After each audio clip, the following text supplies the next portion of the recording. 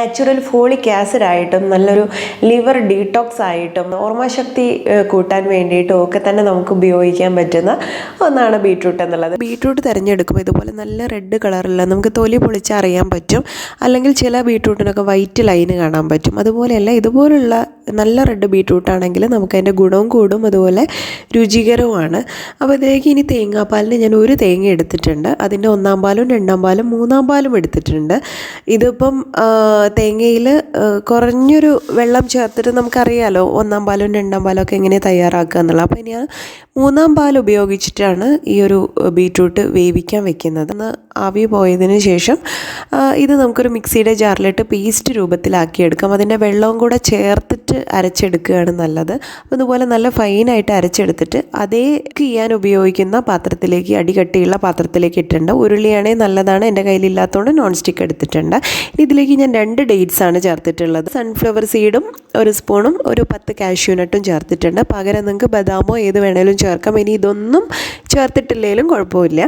അപ്പം അതും കൂടെ ബാക്കിയുള്ള വെള്ളവും കൂടെ ചേർത്ത് നന്നായിട്ട് മിക്സിയിൽ അരച്ചെടുത്തിട്ട് ഇതിലേക്ക് മിക്സ് ചെയ്യുന്നുണ്ട്. ശർക്കര ഒരു 2 ബീട്രൂട്ടൊക്കെ നിങ്ങൾ എടുക്കുകയാണെങ്കിൽ ഒരു 1/2 കിലോ ശർക്കരയൊക്കെ ഉരുക്കേണ്ടി വരും. ഇതിപ്പോൾ ഞാൻ അതിൻ്റെ പകുതി എടുത്തിട്ടുള്ളൂ, ചെറിയൊരു ബീട്രൂട്ടല്ലേ എടുത്തിട്ടുള്ളൂ. അതുകൊണ്ട് തന്നെ ആ അളവ് നിങ്ങളുടെ ഇഷ്ടത്തിനനുസരിച്ച് മാറ്റം വരുത്താം.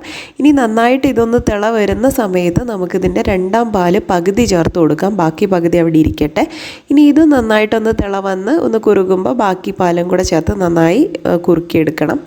ഇതിപ്പം ഞാൻ ഫാസ്റ്റായിട്ട് കാണിച്ചുകൊണ്ടാണ് കേട്ടോ, കുറച്ച് സമയം പിടിക്കും. ഇനിയിപ്പോൾ ഇതിൽ ചേർക്കുന്നത് ഒരു കറുവപ്പട്ട, വലിയ ജീരകം, അതുപോലെ ഏലക്കായ, കുരുമുളക് മുഴുവനായിട്ടുള്ളത്. ഇതൊക്കെ തന്നെ കുറഞ്ഞൊരു എമൗണ്ടിൽ എടുത്താൽ മതി.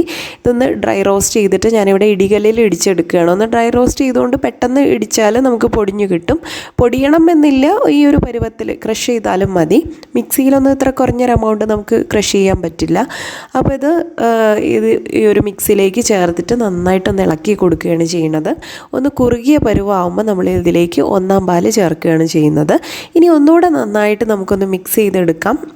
അതിനുശേഷം വീണ്ടും തന്നെ നമ്മൾ കൈയെടുക്കാണ്ട് ഇളക്കിക്കൊണ്ടിരിക്കേണ്ട ഒരു സമയമാണ്. അവസാന ഭാഗമൊക്കെ എത്തുമ്പോഴത്തേനും ഇത് പെട്ടെന്ന് കുറുകി പോകാനുള്ള സാധ്യതയുണ്ട്. ഫ്ലെയിം കൂട്ടിയൊന്നും വെക്കരുത്, മീഡിയമോ സിമ്മിലോ ഇട്ടിട്ട് നിങ്ങൾക്ക് ചെയ്യാവുന്നതാണ്.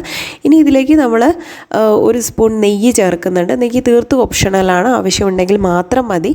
അന്ന് തണുത്തതിന് ശേഷം നമുക്ക് നല്ലൊരു ബോട്ടിലേക്ക് മാറ്റിയിട്ട് വെക്കാം. ഇത് ഓരോ സ്പൂൺ വീതം, 1 സ്പൂണോ 2 സ്പൂൺ വീതം മാക്സിമം അത് നിങ്ങൾക്ക് ഉപയോഗിക്കാവുന്നതാണ്. വളരെ ഡെലീഷ്യസ് ആയിട്ടുള്ള, വളരെ ഹെൽത്തി ആയിട്ടുള്ള ബീട്രൂട്ട് ലേഹ്യം ഇവിടെ റെഡി ആയി കഴിഞ്ഞു.